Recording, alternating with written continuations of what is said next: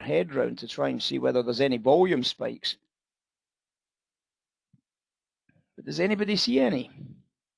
You might be laughing and saying, stupid dumbass question. Well, where the hell's your trade then if it's a stupid dumbass question?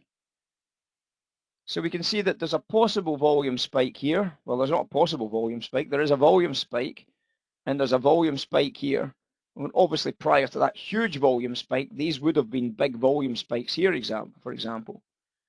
Well, when we overlay volume and when we overlay volume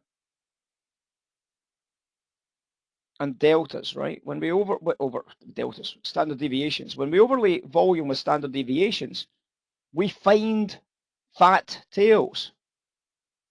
So when I now overlay volume with this, does anybody see fat tails? Two standard deviations. Two standard deviations. Is it the most cryingly obvious trades on the planet? Well, we can see that there was a real obvious fat tail there. And there was a really obvious fat tail there. Yes? And there was a pretty obvious fat tail there. Now, prior to that fat tail there, you didn't know that volume was going to come out. You'd have probably looked at that one and said, well, that's a pretty high volume as well, so I'm going to mark that as well for a possible fat tail as well. Absolutely, no reason, right? And there was a fat tail right there as well, wasn't there? Look at that fat tail there. So now we know where all the fat tails are. Do we see that these could all be possible trade opportunities? Yes or no? So I could have sold somewhere in here. I could have potentially bought somewhere here. I could have potentially bought somewhere here. I may have sold here. And I would have sold here. How would I have done with those trades? Well, this sell made money. It was against the Dow, obviously. Most of these will be against the Dow theory concept, of course. This one made money. This one was the bottom tick price. This one was the top tick price. This one in the middle went nowhere for 3 minutes. Certainly wouldn't have lost your money, and certainly scratched out in due course. So in other words, this process, top tick this high, bottom tick this sequence, bottom tick this sequence, and top tick this sequence. Who says trading can't be bloody obvious? Finding the fat tails becomes a passion for people. It becomes a passion for people because it gives you great trade ideas. Because something's happening. Somebody somewhere is doing something that should reverse the marketplace. And this is what we've got to try and think about. Somebody somewhere should be reversing the market. Now, it doesn't mean it's going to, does it? It doesn't mean it's going to. It means that it might be. It might be. Well, that's what I'm saying, Scott. It might be. The thing you've got to realize is that we start looking, don't we? It's not a trade. That was a question yesterday. It's not a trade. It's a warning process. If it's a warning process, we start watching the order flow. We start watching the process. We start looking. So why would we not short? Because, well, why would we short? Why would we short? If you're accelerating the price movement higher, you're not going to sell, and you're not going to sell until we get that blocking point. You're not going to get involved in the trade until you get that block coming into the markets. So if it just keeps going higher than the blocks, then there's never going to be a sell. It's not a trade, Scott. It's never going to be a trade. It's going to be a warning that there's a trade setting up. So when you start looking for the trade, it's going to be in the right places. So what Scott's saying is absolutely right. There was big volume in the prior two candles, and you'd start looking in those areas for possible blocks. But those blocks are takeouts of the top edges, aren't they? There's a takeout of the top edge. So if I know that that's the takeout of the top edge, where am I safe to sell this? Where am I safe to sell this? Where would the starting point be? Well, the first thing I would be doing is trying to figure out where my guaranteed premium is. because obviously that's a fast break north, isn't it? That break north there isn't going to be, and that top right hand hold here isn't going to be a small move, is it? That's not going to be a small move. So you're going to be looking at that fast break north, this top right hand hold, and you're going to be thinking to yourself, because you can see why that's a fat tail, because it's into that prior high. If I take out that prior high, I expect to be seeing this price going up to a target price of approximately this area here. Now, what ties in with that area, Scott? What ties in with that area? The 42 handle on the SPX. It's a wholesale price, isn't it? The 42 handle on the SPX ties in with that very area, doesn't it? And all of a sudden you're saying, okay, well, I've now got something else that I really should be paying very, very close attention to. But what else ties in to that price? What else do we look at that ties into those ideas? Well, we obviously have lots of things we can look at.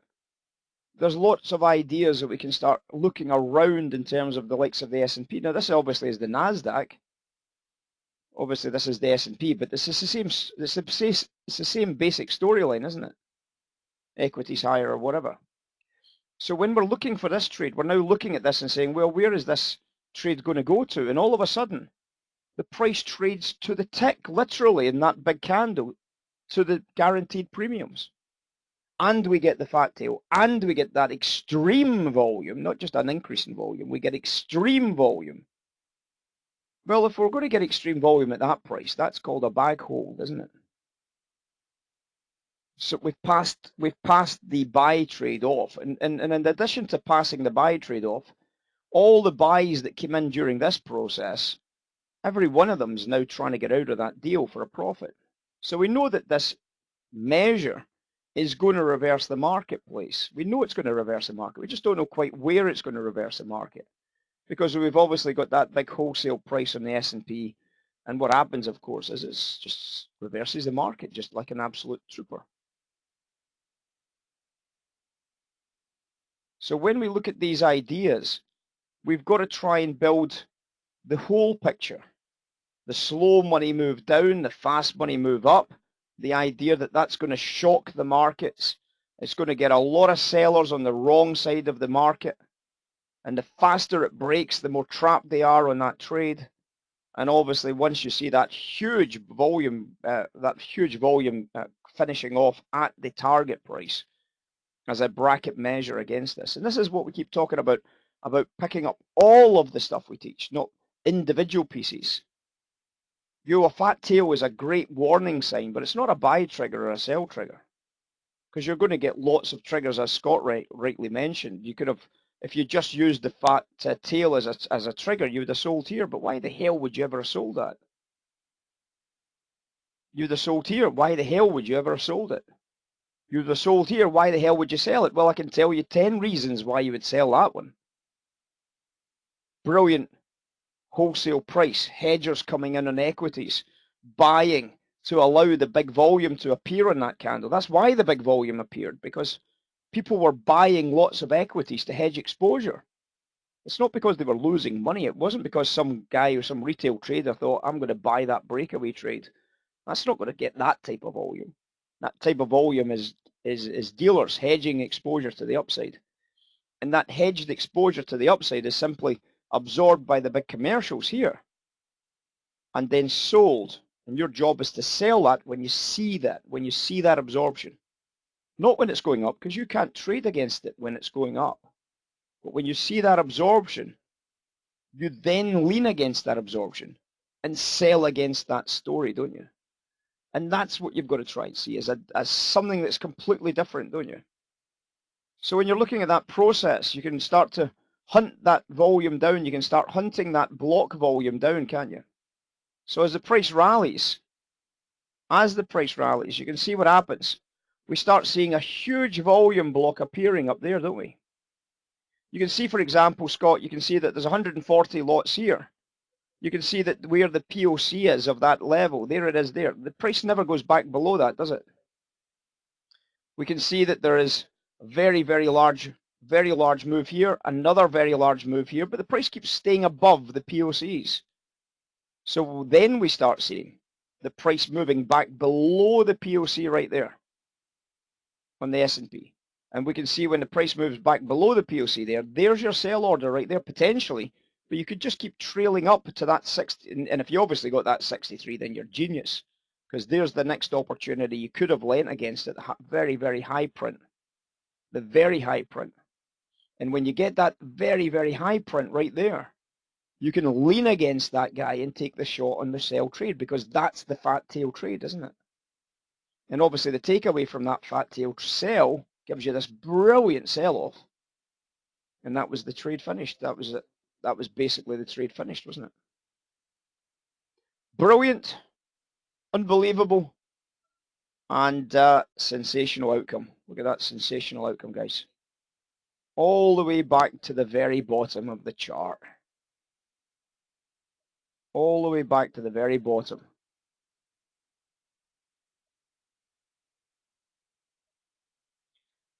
So it's a great question, isn't it? Because it's the same with every indicator, isn't it? It's the same with a MACD divergence. Yeah, I can see a MACD divergence. It's the same with a value divergence, Scott, isn't it?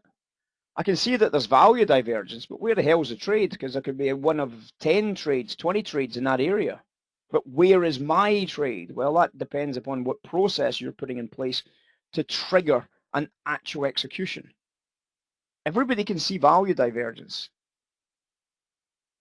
Everybody can see a divergence on a MACD or a stochastic. Everybody can see that. But your execution becomes the most important part of that trade now, doesn't it? Now that you can see the divergence, now you can see a fat tail, it's now about the execution. Where am I going to get my trade? That's why we spend a lot of time talking about leans against block trades, or leans against an increase in volume, or leans against a delta imbalance, or leans against a whatever. Trying to find those delta imbalances, trying to find those leans, it just becomes what you're supposed to do in any trade, doesn't it? It just becomes what you're supposed to do. Trying to find a delta imbalance, trying to find a lean against a delta, or a big volume imbalance. If we look at the NASDAQ, for example, in the same area, this is the NASDAQ done slightly differently. Obviously, we've got volume and deltas on the different axes here, so we can see where the volume is, and we can see where the deltas are, right? So there's the volume nodes here and here. So we can see where the volume is developing on these candles, can't we? We also can see the imbalances and all that, but that doesn't give us much because there's imbalances all over the shot in this. So we're just looking at the volumes, right? So if I'm looking at the volumes, I can see that the highest volume in this candle here, let's just draw the volumes first of all for you guys. There's the volume there, right? So the first trade would be possibly a sell trade here. See, the price never went to that price level. The price drove up. There's a volume node there. There's a volume node there. So the next trade you could have done was a sell trade against that volume, right? So you could have sold right there. And obviously you got a nice trade down. And then it goes back up again. And then we get this huge volume at the very, very top edge. And obviously when the price goes above that volume, touches out at the top edge and then goes back below that volume, that's where your next trade is, right there. There's your sell. There's your sell. You're almost top ticking the price on the NASDAQ. And there's your sell. You've got two trades on it, but there's the sell. And there's your profit, an enormous profit on NASDAQ shorts. There's your profit on the NASDAQ shorts. It's vital, Scott, absolutely vital that you see somebody else selling that before you sell it. If you sell it as the prices are rising, you're going to be the victim more often than not against commercial players, because you're trying to be a commercial player. You're not equipped to be a commercial player as a retail trader. You need to see, as a local, you need to see the commercials taking that deal on and marking the price down and then taking the bit of business away from it. So you need to see those leans. It's like anything. You saw that big spike on the down move there. You can see the block trade coming into play here. You can see it. Now, obviously, when that block trade comes into play, your job isn't to try and forecast where the price is going to stop. Your job is to wait for the price to stop wait for the rotation back above the volumes, and you saw there was a yellow dot here where there was big activity starting to show up. Your job would be to try and buy it just in there. And obviously at that stage, the price was dropping. When the price comes back up, you put a buy stop and boom, the money's already in the market. So if I said to you, where would you buy or sell right now? Where would you buy or sell right now? It's a dead easy decision, isn't it? So you can watch this and say, well, if I was to try and sell it right now, that would be where I would try and sell it, right? Because that would have been below that volume. If I was to try and buy it, bearing in mind that the price had sold off of this previous candle and it had been dropping, if I was going to buy it, my buy trade would have been right there because it's the same volume.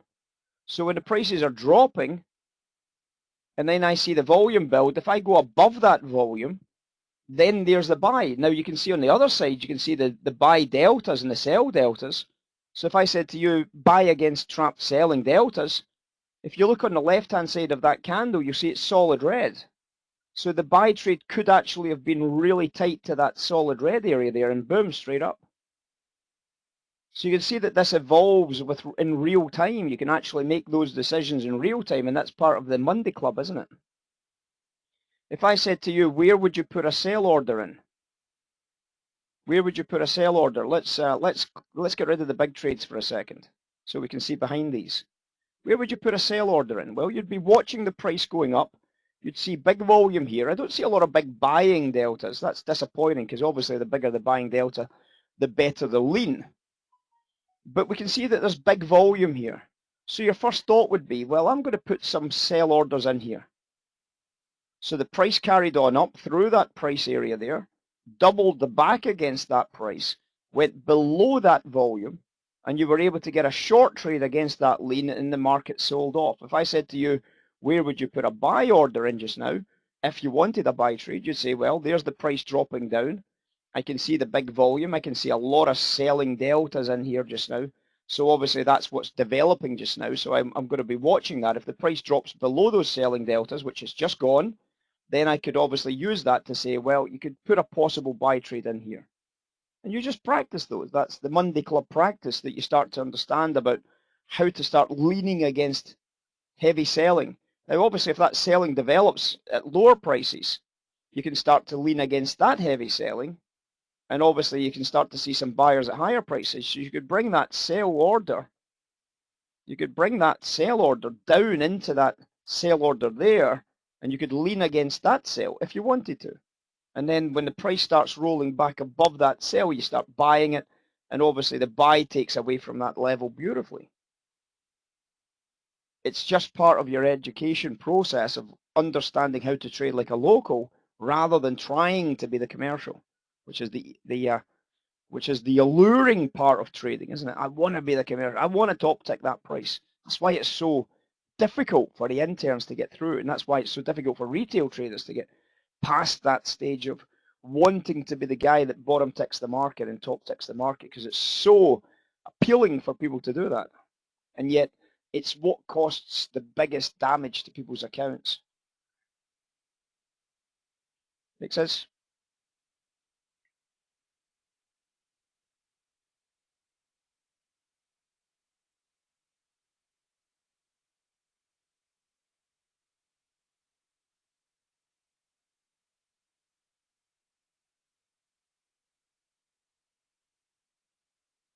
We showed a big accumulation on bonds yesterday. This was the chart from yesterday. We showed this huge accumulation of short bonds. We drew out the target prices. We drew out the structure. It's all basically simple structures. And we obviously hit the prop stops down at the bottom edge here.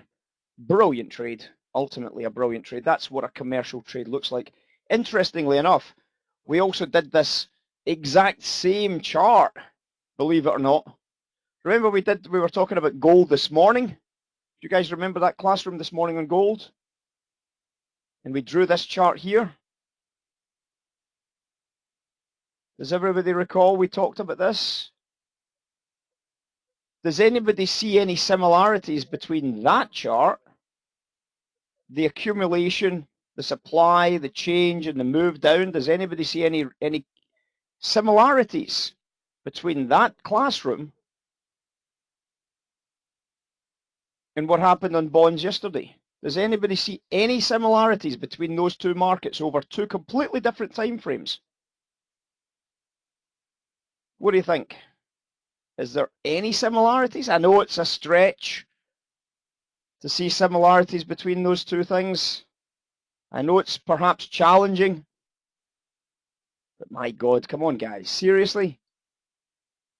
It should strike you as, oh my God, it's exactly the same chart. And yet it's not exactly the same chart. Chart on the left is bonds from yesterday. Chart on the right is a 1 minute gold chart from this morning.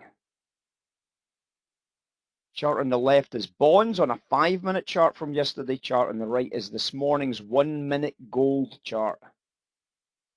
And you see it's exactly the same process. So it is exactly the same process, guys. Doesn't always set up like that because it's all dependent upon who comes in and buys and sells and all that kind of stuff. But when you see it, you should be able to recognize it so crystal clear, guys. It's unbelievable.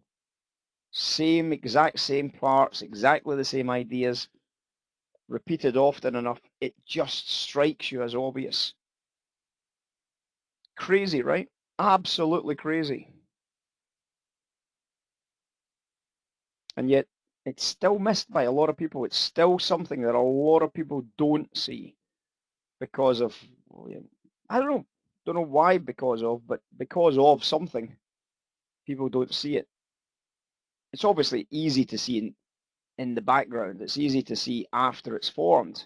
I suppose that's the challenge, but my goodness, guys, come on. It's there. You've got to start being able to recognize these elements.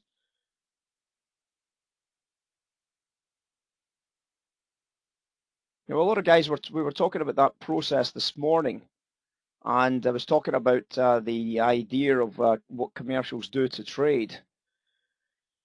And the one thing you've got to remember is that commercials sell upticks and buy downticks, remember. And we were talking about this on gold this morning. We were talking about gold getting driven higher, and I says, well, where's the commercial sell order? This is the commercial, potentially this is the commercial sell order. All of that's a commercial sell order, potentially. That's what a commercial sell looks like. It's the same if that was if somebody's trying to buy a flattener or sell into a flattener. If this was a curve trade, that's what the curve would look like. Because they're building a position around this. They're selling into this. They're selling into this. They're selling into this. And obviously what you then are anticipating is you're anticipating this type of process evolving from that point. It doesn't matter how many times I draw it. It doesn't matter how I explain it. It doesn't matter how it shows up. It always ends up the same pattern, the same shape on every single market, on every single time frame. If you can't see those shapes and patterns, you're still needing to get to that point in your trading where you can start to recognize the obvious as these evolve. The idea of shifting values, the idea of supply and demand. Nobody said it's easy, guys. Nobody said it's easy. Well, I did. I've said it's easy a few times, to be perfectly honest. But certain trades are so easy, but you've got to be able to see them. When you see them, they're easy. If you still can't see them, then it's not easy yet because you've not got to that stage. So it is easy when you've got past that first element of trading, which is being able to recognize how the market works, the structure of a market. Anyway, welcome in, guys. It's 20 to 2. I'm going to grab a bit of lunch. I shall be back shortly. Just